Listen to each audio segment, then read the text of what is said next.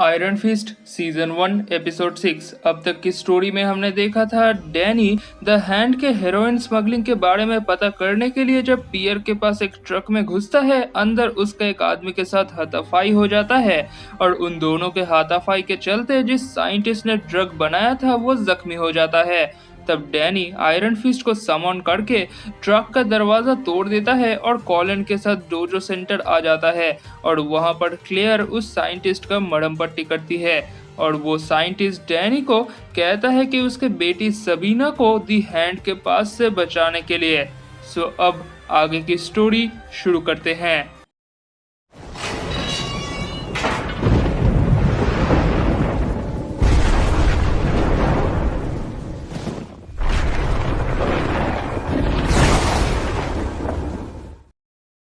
कहानी की शुरुआत में हम दो आदमी को देखते हैं। वो लोग एक रेस्टोरेंट में काम कर रहे होते हैं, तभी उन्हें बाहर से कुछ आवाजें सुनाई देती है।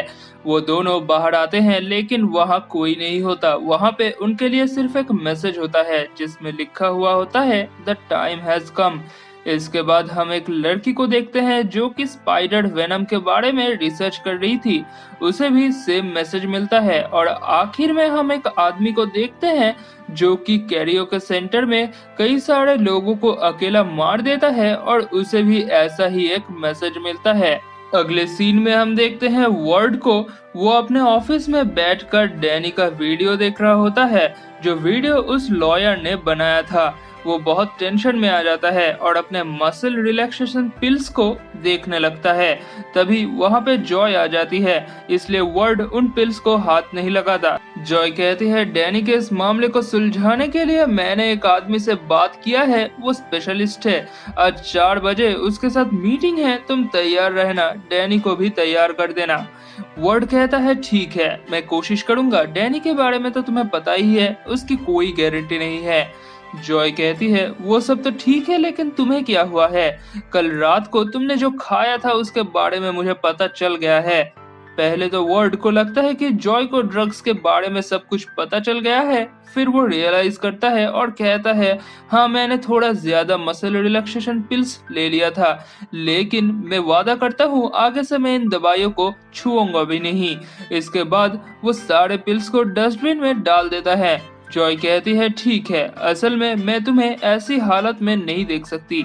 मीनवाइल डैनी अपने ऑफिस में बैठकर रैंड एंटरप्राइज के सारे वेयरहाउस के बारे में इंफॉर्मेशन निकालता है और 6 ऐसे वेयरहाउस को सिलेक्ट करता है जहां उसे शक है कि वहां पर ड्रग्स हो सकते हैं। तभी उसके ऑफिस में वार्ड आता है और डैनी को 4 बजे रेडी रहने की बात करता है। डैनी कहता है नहीं, मुझे कुछ वेयरहाउस को चेक करना है जहां पे मुझे लगता है कि ड्रग्स हो सकते हैं। मैंने इन ड्रग्स के इन्वेंटर को भी ढूंढ निकाला है और उसकी बेटी सबीना दी हैंड के कब्जे में है, मुझे उसे बचाना होगा। वर्ड ये सब बात मजाक में उड़ा देता है और कहता है तुमने वो वीडियो नहीं देखा क्या जो तुम्हारे बारे में वायरल हो गया है? डैनी कहता है हाँ देखा है, लेकिन उस बच्चे की हालत सच में खराब है जिसके कारण मैंने सिर्फ उन्हें दिलासा दिया है। वर्ड कहता है तुम बेवकूफ हो, हम बिजनेसमैन हैं, हमें ये सब नहीं करना चाहिए, इससे हमारी रेपुटेशन खराब हो सकती है, इसलिए तुम्हें 4 बजे यहाँ पर रहना होगा। वर्ड के इतने जोर देने पर डैनी कहता है ठीक है, मुझे सिर्फ 6 वेयरहाउस चेक करना है जो कि 4 बजे के अंदर हो जाएगा। वर्ड कहता है मुझे तुम पर भरोसा नहीं है, मैं भी तुम्हारे साथ जाऊंगा। इसके बाद डैनी और वर्ड वेयरहाउस को चेक करने के लिए निकल जाते हैं। खैर, इस तरफ कॉलिन के घर में उस साइंटिस्ट की तबीयत बिगड़ती जाती है। क्लेयर बार बार कॉलिन को फोर्स करती है उसे हॉस्पिटल में एडमिट करने के लिए, लेकिन वो आदमी कहता है मुझे हॉस्पिटल में मत लेके चलो, नहीं तो पुलिस मुझे अरेस्ट कर लेगी और सबीना को वो लोग मार देंगे।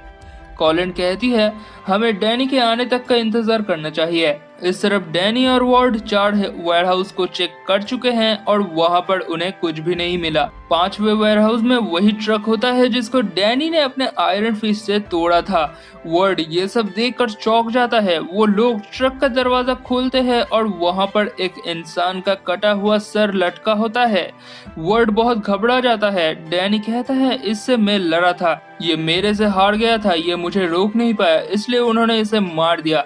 डैनी उस कटे हुए सर के पास जाता है, उसके मुंह में एक मैसेज होता है। डैनी कहता है ये तो एक इनविटेशन है। वर्ड कहता है मैं और कहीं नहीं जाने वाला। डैनी कहता है ये सिर्फ मेरे लिए है। इसके बाद वर्ड ऑफिस चला जाता है और डैनी जाता है कॉलिन के डोजो सेंटर। डैनी कॉलिन और क्लेयर से कहता है कि हैंड ने मुझे डुअल फाइट के लिए बुलाया है। अगर मैं जीता तो सबीना को वापस ले आ पाऊंगा और अगर हारा तो पता नहीं।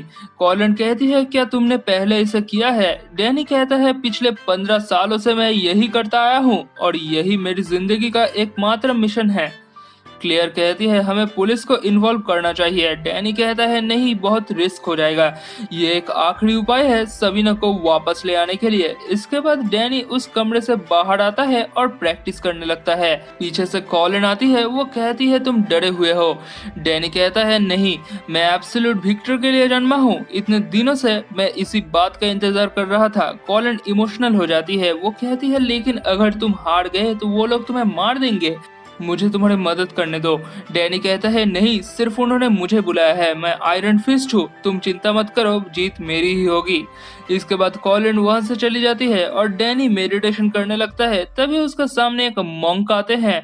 वो कहते हैं तुम वो लड़के हो जिसको हेवन से हमारे रक्षा करने के लिए भेजा गया है। तुम सब कुछ जीत सकते हो, लेकिन तुम्हारी फाइट सबसे खतरनाक और चालाक एनिमी से होने वाला है। डैनी कहता है कौन? The hand? वो मॉन्क कहता है नहीं। तभी पीछे से क्लियर आती है, वो मॉन्क को नहीं देख पाती। वो कहती है डैनी तुम किससे बात कर रहे हो? डैनी कहता है नो वन, और वो मॉन्क भी वहां से गायब हो जाता है। दूसरी तरफ वर्ड ऑफिस पहुंच जाता है और उस कटे हुए सर के बारे में सोचकर उसे पैनिक अटैक आने लगते हैं। वो अपने डस्टबिन में उन पिल्स को खोजता है, लेकिन मीगन कहती है कि उसके डस्टबिन को खाली कर दिया गया है।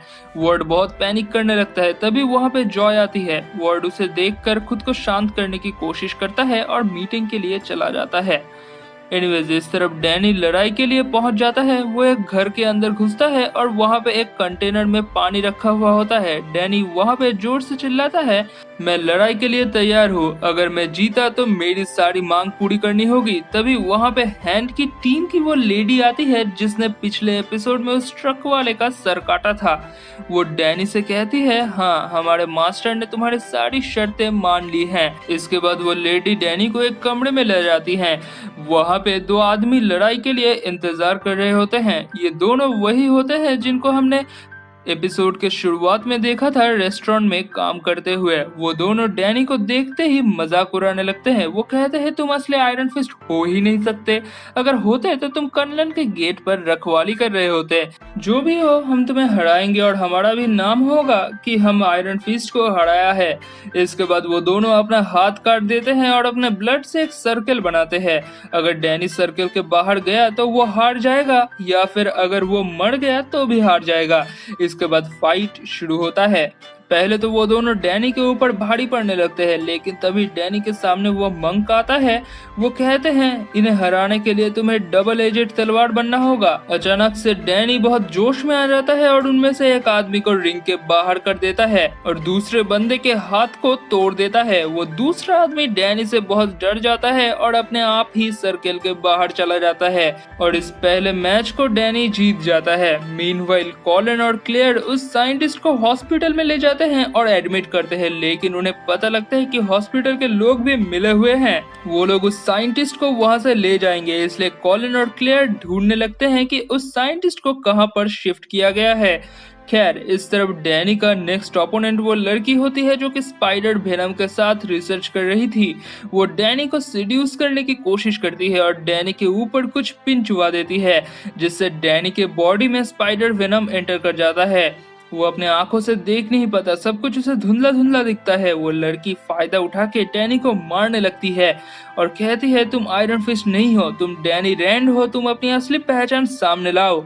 डैनी की हालत खराब होती है। तभी उसके सामने वो मंक आता है और वो डैनी को कहता है कि तुम आयरन फिस्ट हो, तुम्हें अपने अंदर के डैनी रैंड को मारकर फिर से आयरन फिस्ट को जगा देना होगा, तुम्हें जीतना ही होगा। इसके बाद डैनी की आंखें धीरे धीरे ठीक होने लगती है। वो बहुत जोश में आ जाता है और उस लड़की को भी मार गिराता है। इसके बाद दी हैंड की वो लेडी आती है और डैनी को विनर डिक्लेयर करती है। नेक्स्ट मैच के लिए एक कमरे में ले जाती है। वहाँ पे वो आदमी जिसने कैरियोके सेंटर में बहुत सारे लोगों को एक साथ मारा था, वो डैनी का इंतजार कर रहा होता है। उसके पास बहुत सारे हथियार होते हैं। वो डैनी से कहता है, तुम क्या खुद के लिए कोई हथियार चूज करना चाहते हो? डैनी कहता है, नहीं, मैं खुद ही एक हथियार हूँ। वो आदमी कहता है, हथियार सिर्फ उसको सर्व करता है जो उसे ठीक से चला सकता है। डैनी कहता है, मैं सिर्फ अपने आप को सर्व करता हूँ। इसके बाद वो आदमी एक हथियार लेके डैनी के ऊपर हमला करता है। डैनी कुछ देर फाइट करने के बाद अपने एक टेक्निक से उस हथियार को तोड़ देता है। इसके बाद वो आदमी एक दूसरा हथियार ले आता है। वो दोनों काफी देर तक फाइट करते हैं और डैनी उस पर भारी पड़ता है। लड़ते लड़ते वो दोनों बाहर आते हैं और तभी डैनी अपने आयरन फिस्ट को समन करता है और उस आदमी के हथियार को तोड़ देता है। और आयरन फिस्ट को समन करते हुए हैंड की वो लेडी डैनी को देख लेती है। वो तब सबीना को डैनी के सामने ले आती है और उसके गले पर चाकू रख के कहती है, अगर तुम इस लड़की की जान बचाना चाहते हो तो मैच को विथड्रॉ कर दो। लेकिन डैनी का वो मंक कहता है उस आदमी को मार डालने के लिए, क्योंकि यही डैनी का असली मकसद होना चाहिए। लेकिन डैनी सबीना के जान को दांव पे नहीं लगाता और सबीना को बचा लेता है। वो लेडी डैनी से कहती है कि मैंने उम्मीद नहीं की थी कि मैं अपने जिंदगी में दो बार आयरन फिस्ट को देख पाऊंगी।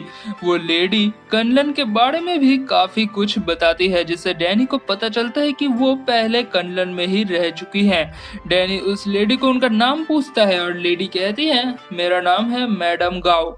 इसके बाद मैडम गाओ डैनी के अपीयरेंस और उसके फादर विंडल रैंड के बारे में उल्टा सीधा बोलने लगती है। इसलिए डैनी सबीना को लेकर वहां से निकल जाता है और जाते वक्त अपने उस मॉन्क को कन्विंस करने की कोशिश करता है कि अगर वो विथड्रॉ नहीं करता तो वो लोग सबीना को मार देते।